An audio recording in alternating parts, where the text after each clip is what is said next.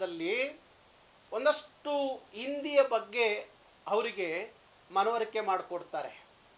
ಹಿಂದಿ ಕಲಿಯೋದ್ರಿಂದ ನಿಮಗೆ ನಾವು ಬೋನಸ್ ಕೊಡ್ತೀವಿ, ಹಿಂದಿ ಕಲಿಯೋದ್ರಿಂದ ನಿಮಗೆ ಇಂಕ್ರಿಮೆಂಟ್ಗಳು ಕೊಡ್ತೀವಿ, ಹಿಂದಿ ನೀವು ಮಾತಾಡಿದ್ರೆ, ಹಿಂದಿ ಒಂದು ಪರೀಕ್ಷೆಯನ್ನು ನೀವು ಬರೆದ್ರೆ ನಿಮಗೆ ಚಿನ್ನದ ಪದಕಗಳನ್ನು ಕೊಡ್ತೀವಿ ಅಂತ ಹೇಳಿ ನಮ್ಮ ಕರ್ನಾಟಕದ ಕೇಂದ್ರ ಸರ್ಕಾರದ ಇಲಾಖೆಗಳಲ್ಲಿ ಕೆಲಸ ಮಾಡುವಂಥ ಅಧಿಕಾರಿಗಳ ಮೇಲೆ ಈ ಥರದ ಹುನ್ನಾರ ಒತ್ತಡವನ್ನು ಹಾಕುವ ಕೆಲಸ ಆ ಸಮಿತಿ ಮಾಡ್ತಾ ಇರುತ್ತೆ.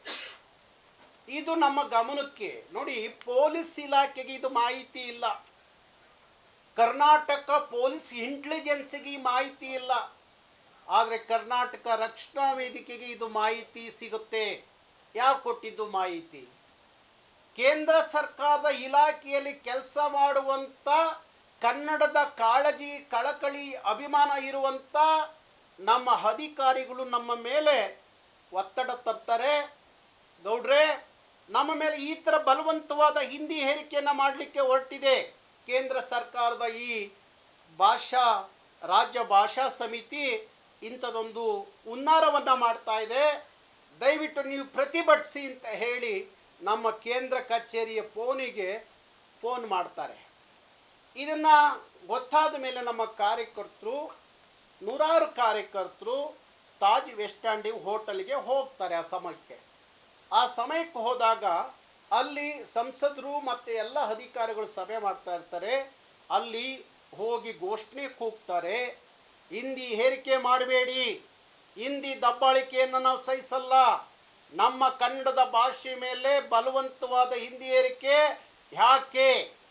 ಭಾರತದ ಒಕ್ಕೂಟ ಭಾಷೆ ರಾಜ್ಯಗಳ ಒಕ್ಕೂಟವೇ ಹೊರತು ಹಿಂದಿ ಭಾರತ ಅಲ್ಲ, ಹಿಂದಿ ರಾಷ್ಟ್ರ ಅಲ್ಲ, ಹಿಂದಿ ರಾಷ್ಟ್ರ ಭಾಷೆ ಅಲ್ಲ. ಇಂಥದ್ದು ಯಾಕೆ ನಮ್ಮ ಮೇಲೆ ಹೇರಿಕೆ ಮಾಡ್ತೀರಿ ಅಂತ ಘೋಷಣೆ ಕೂಗ್ತಾರೆ. ಅಲ್ಲಿದ್ದಂಥ ಹಿಂದಿ ಬ್ಯಾನರ್ನ ಕಿತ್ತಾಕ್ತಾರೆ. ಇಷ್ಟೇ ಕರವೇ ಕಾರ್ಯಕರ್ತರು ಮಾಡಿದ್ದು. ಅಷ್ಟೊತ್ತಿಗೆ ಪೊಲೀಸ್ ಇಲಾಖೆ ಪೊಲೀಸ್ನವರಿಗೆ ಮಾಹಿತಿ ಕೊಡುತ್ತೆ, ಗೊತ್ತಾಗುತ್ತೆ, ಬರ್ತಾರೆ, ಆ ಕಾರ್ಯಕರ್ತರನ್ನ ಬಂಧಿಸಿ ಹೈಗ್ರೌಂಡ್ ಪೊಲೀಸ್ನವರು ಅವ್ರನ್ನ ಕರ್ಕೊಂಡು ಹೋಗ್ತಾರೆ. ಅದಾದಮೇಲೆ ಒಂದು ದೊಡ್ಡ ಹುನ್ನಾರ ನಡೆಯುತ್ತೆ.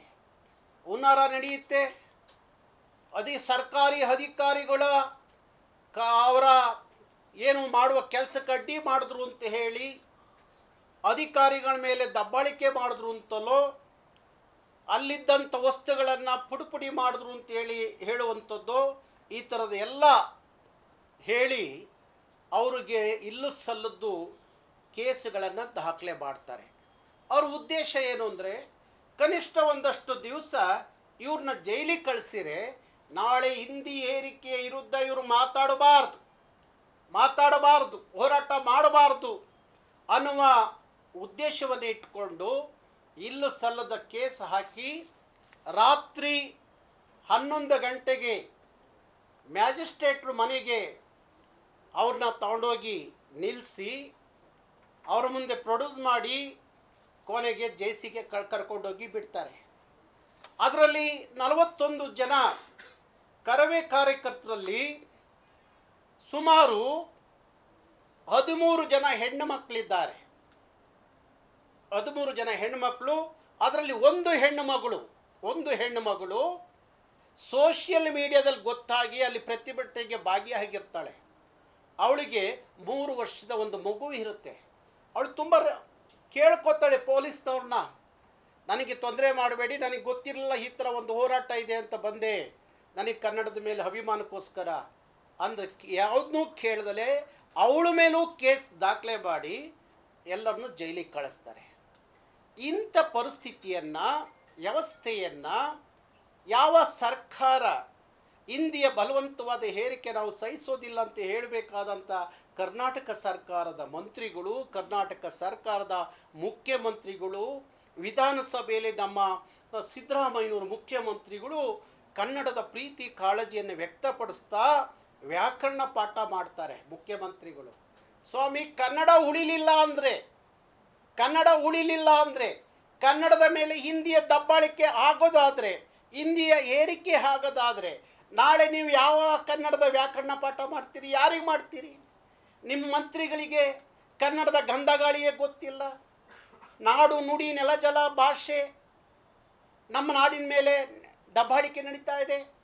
ಯಾವುದು ನಮಗೆ ಸಂಬಂಧ ಇಲ್ಲದ ಹಿಂದಿಯನ್ನು ಬಲವಂತವಾಗಿ ಏರಿಕೆ ಮಾಡ್ತಾರೆ. ಅದನ್ನು ನಾವು ಸಹಿಸಬಾರ್ದು, ಅದನ್ನು ಖಂಡಿಸಬೇಕು ಅನ್ನೋದೇ ಗೊತ್ತಿಲ್ಲ. ಅಂಥವರೆಲ್ಲ ಸೇರಿಕೊಂಡು ನೀವೆಲ್ಲರೂ ಕನ್ನಡ ಹೋರಾಟ ಮಾಡುವಂಥ ಹೋರಾಟಗಾರನ ಪದೇ ಪದೇ ಏನೂ ಹೋರಾಟ ಮಾಡಲಿ ಅವ್ರ ಮೇಲೆ ಮೊಕದ್ದಮೆ ಹಾಕೋದು, ಕೇಸ್ ಹಾಕೋದು, ಕಳಿಸೋದು. ಇವತ್ತು ನಾಮಫಲಕದಲ್ಲಿ 60% ಕನ್ನಡ ಬರಬೇಕು ಅಂತ ಹೇಳಿ ಡಿಸೆಂಬರ್ 27ನೇ ತಾರೀಕು ನಾನು ಭಾರಿ ದೊಡ್ಡ ಹೋರಾಟ ಮಾಡಿದೆ. ಇವತ್ತು ಎಲ್ಲಿ ನೋಡಿದ್ರು 60% ಕನ್ನಡ ನಾಮಫಲಕದಲ್ಲಿ ನಾವು ನೋಡ್ತಾ ಇದ್ದೀವಿ. ಅದು ನೀವು ಮಾಡಿದ್ದಲ್ಲ, ನಮ್ಮ ಹೋರಾಟದಿಂದ ಅವತ್ತು ನೀವು ಎಚ್ಚೆತ್ಕೊಂಡ್ರಿ. ನಾಳೆ ಹಿಂದಿ ಏರಿಕೆಯನ್ನು ನಿಮಗೆ ಗೊತ್ತಾಗೋದು ಯಾವಾಗ?